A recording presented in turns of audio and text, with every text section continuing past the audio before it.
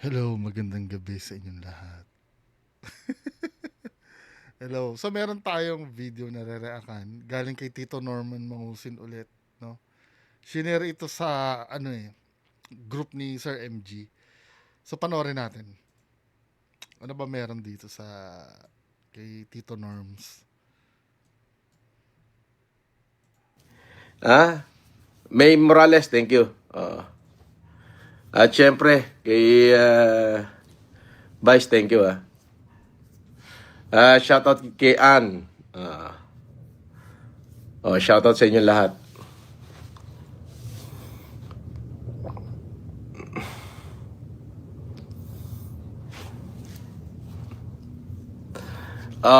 Sabi ko na yung tatlo, dalawa na lang. Yung una, balita, may mai-endorse ako. Pangalawa, So ito yung mga announcement niya daw. Napanood ko yung unang part nito kay kay Puginius eh. So nire-review niya yung mga announcement niya. Wait lang, ipapakita ko nga yung yung isa. Wait lang ha. Shinare ko yun eh. Mhm. Saan na ba yan? Yung parang sinasabi niya may announcement siya. Ito to. Wait lang ha. Ito muna umpisa natin kasi abang yan. Sige. Sige, pakinggan natin para malaman natin. Yan. Well, ang announcement ko ay si FLM. Una, si FLM ay mag-i-endorse na naman. Yan. Mag-i-endorse na naman. Oo. Baka naman yung endorsan mo kay Alex Pabella na naman or sa supporter mo din lang. Sa supporter mo din lang or endorse. Alam mo yun, men, di ba? Parang yung katulad yung kay do sa takoyaki na hindi mo naman in-endorse, challenge ka lang.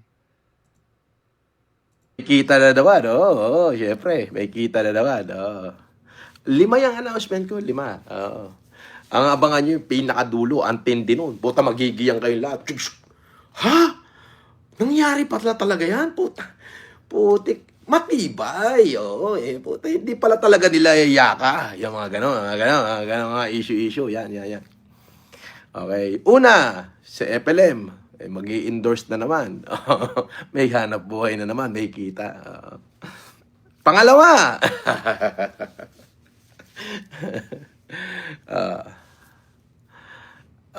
Pangalawa. Uh, uh, Nag-iisip siya, no? Halatang, kung ako ang titingnan mo, halatang nag-iimbento siya dito na sasabihin eh. Kasi hindi niya alam yung sasabihin niya, men eh. Parang sinasabi niya lang ito para subaybay. Nauubusan na rin siya ng sasabihin sa live niya. Kaya I do agree, itong mga susunod na season nito, mukhang ano na to eh. Kumbaga yung juice ni FLM na ano na eh. Hindi na siya fit for gatasan. I'm sorry to say, no? Parang hindi pa tapos yung kasuhan, pero feeling ko ito na yung end ng Norman Mangusin craze eh. Kasi siya mismo, wala na siya masabi. Kami naman, nakadepende lang naman kung anong sasabihin niya, di ba? Kaya nga manggagatas kami eh. Yun ang tingin ng mga supporter na ito eh. Manggagatas kami eh. Nakadepende lang kung anong sasabihin nito ni Tito Norman. Pero kung ganito nag struggle na siya na kung ano yung sasabihin niya, para nakikinikinita ko, mag-fade na itong Norman Mangusin craze eh. Feeling ko, men. Kumbaga sa paggatas, piga na lang ito eh. Yung konting katas na lang yung kinukuha eh. 'Di ba? Kasi tumaas na kasi ang expectations ng tao dito sa laban na to nung nakulong ito. Parang ganong level na ng action ang hinahanap ng tao Pero kung babalik na naman sa dati na to, na mag-iimbento na naman siya, wala na ito. Napapansin ko na rin sa views ko eh. Na wala na rin interest ang tao sa ganito eh. Tingnan nyo yung, kay Sir MG ba, ganun pa, consistent pa rin ba? Pero sa akin, nafe-feel ko na, maliit lang kasi naman ang ang subscribers ko. Kaya nakikita ko may fatigue na talaga ang topic na FLM. Hindi na siya, hindi na siya fit for gatasan. Dito nyo masusubukan kung talagang gatas lang talaga. Kasi kung kahit wala ng views at nagpapatuloy pa rin yung nagvo-vlog, doon yung masasabi na hindi gatas yung habol. 'Di ba? Kasi ang daming pwedeng lipatan na topic eh. Sa totoo lang eh. Kasi ito Ano, katulad nito nag-iimbento na siya ng sasabihin eh. may kita na naman, oo. Syempre, Pangalawa. may kita na naman, oo. 5 yung announcement ko, 5. Oo. Ang abangan nyo yung pinakadulo, ang tindi nun. Puta, magigiyang kayo lahat. Ha? Nangyari pa talaga yan? Puta. Putik. Matibay. Oh. Galing niya ewan ko, sa bagay, yun naman ang talent niya eh. 'Di ba? Oo, puta. Hindi pala talaga nila yaka. Yung mga gano'n, mga issue. Yan. Okay. Una, si FLM. Mag-i-endorse na naman. Pangalawa. May hanap buhay na naman, may kita. Pangalawa!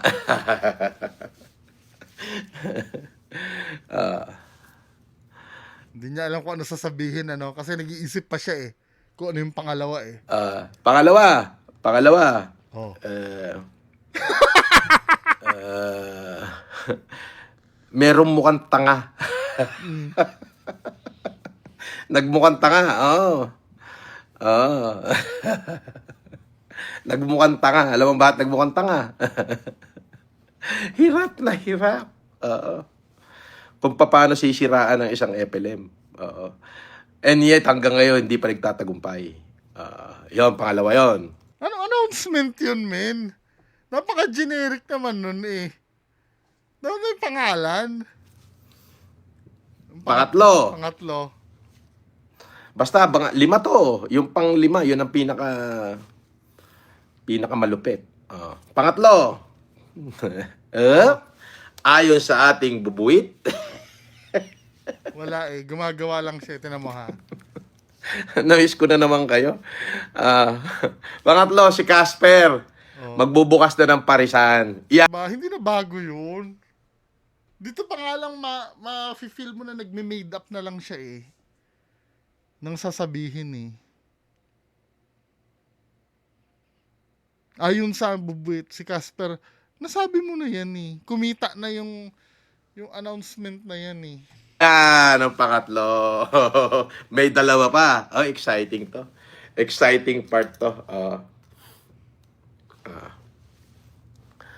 May dalawa pa. May dalawa pa para manood pa kayo ng matagal sa vlog niya. O ano na yun? Just imagine ha. Ito, ilang minuto, announcement yung almost 2 minutes to. O 2 minutes nga. Then another yung kanina, yung sa post nung ni Sir MG, do sa group ni Sir MG.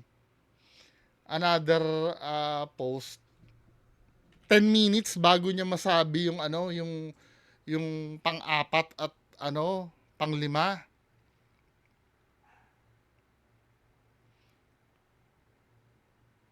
Sana ba 'yon? Ayan Just imagine 10 minutes, dalawa na lang ang natitira na announcement niya. Umabot pa ng 10 minutes. Ini-stretch niya yung topic na kung tutuusin pwede niya dire-diretsuhin. Okay. Kasi ganito yan. Itong dalawang balita ko, nakakasiyak talaga. Na sa kabila ng putik. Alam mo yung biglang na-reverse? Oo. Kumbaga, kinambyo ng paabante. Inarangkada ngayon. Pag-arangkada, kusang bumalik sa atras yung kambyo. So, pa-atras yung takbo. Hindi pa sulong. Diba? Ano nangyari doon sa announcement na yun? Di ba? Ayun. So, yun. Wala talaga siya masabi. Boss, sabi ni Cody, Tapos magbabasa siya ng comments, no? Bago niya ano yung panglima sabihin.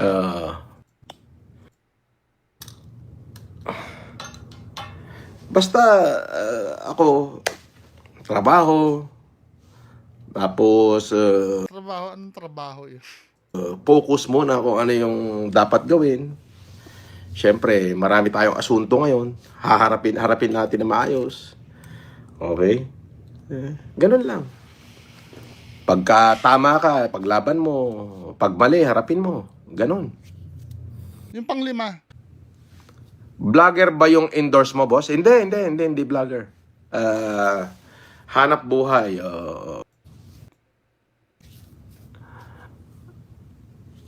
Mabuhay kayo. Ano yung panglima? Alam mo yung ano, nag-i-expect ka. Tapos wala ka palang ini-expect. Ayan. Yung nag-i-expect ka, tapos wala ka palang ini-expect. Frustration yun. Frustrating, sorry. Nag-i-expect ka, tapos wala ka palang ini-expect. That's so frustrating. Diba? Yun na yung panglima. Minsan kapag frustrated ka, pa ba? Parang ganon. Di ba? So, yung kahuli-hulihan na sasabihin ko, Oh, ang tindi nun. ano? Papangalanan ko pa.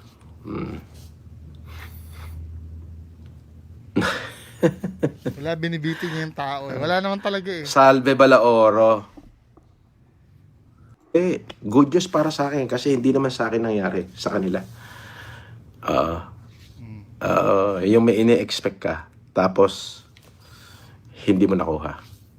Frustrated yun.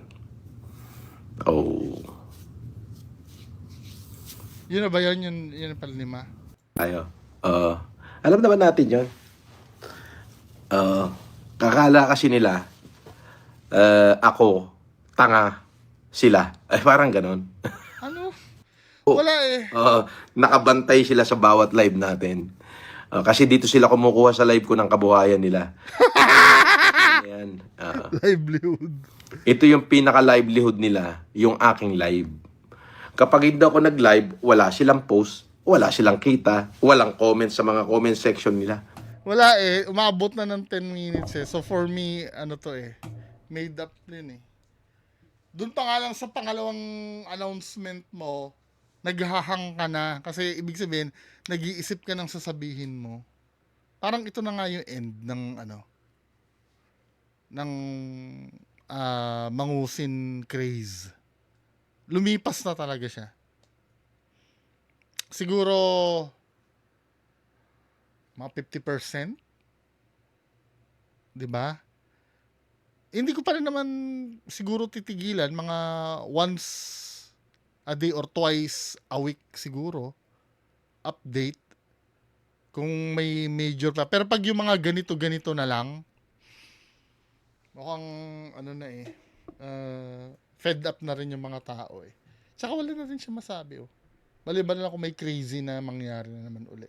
Anyway, yan na po ang pag-uusapan natin ngayong gabi. Magandang gabi sa inyong lahat. Bye-bye!